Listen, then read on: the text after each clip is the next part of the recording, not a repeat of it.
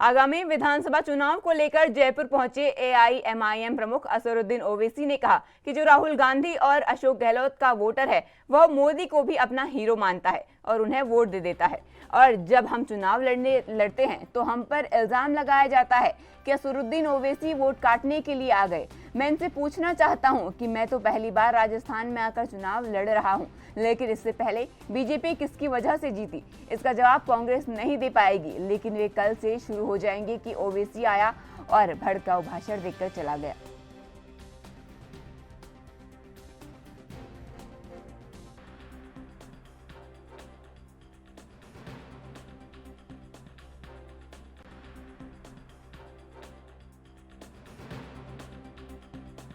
आप ये समझेंगे कि नहीं, मैं मोदी को हराना मेरा मकसद है, तो मेरा भी मकसद है कि मोदी कभी ना दोबारा भारत का वजीर आजम बने।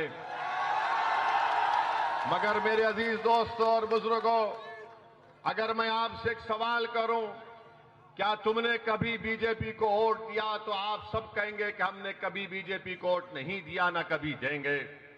अगर मैं आपसे सवाल करूं कि क्या तुमने 2019 के लोकसभा के चुनाव में जयपुर की पार्लियामेंट से तुमने क्या मोदी को वोट दिया? तो सब कहेंगे कि नहीं, हमने नहीं दिया। तो फिर बताओ, यहां से कैसे बीजेपी कामयाब हो जाती है? कौन भी बेईमानी से जरूर कामयाब होती या नहीं होती, अलग बात है। मगर आप तो वोट नहीं दे रहे ना बीजेपी को,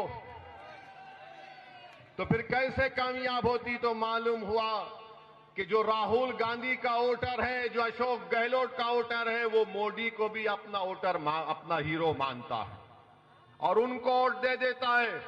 और जब हम इलेक्शन लड़ते हैं तो हमारे सामने आकर इल्जाम लगा दिया जाता है कि असदुद्दीन ओवैसी वोट काटने के लिए आ गया। मैं इन तमाम लोगों से पूछना चाहता हूं, बताओ, मैं तो पहली मर्तबा राजस्थान में आकर इलेक्शन लड़ रहा हूं, तो पहले बीजेपी किसकी वजह से जीती? बीजेपी के पूरे एमपी कैसे कामयाब हो गए? तो इसका जवाब कांग्रेस वाले नहीं दे पाएंगे, मगर अब कल से शुरू कर देंगे।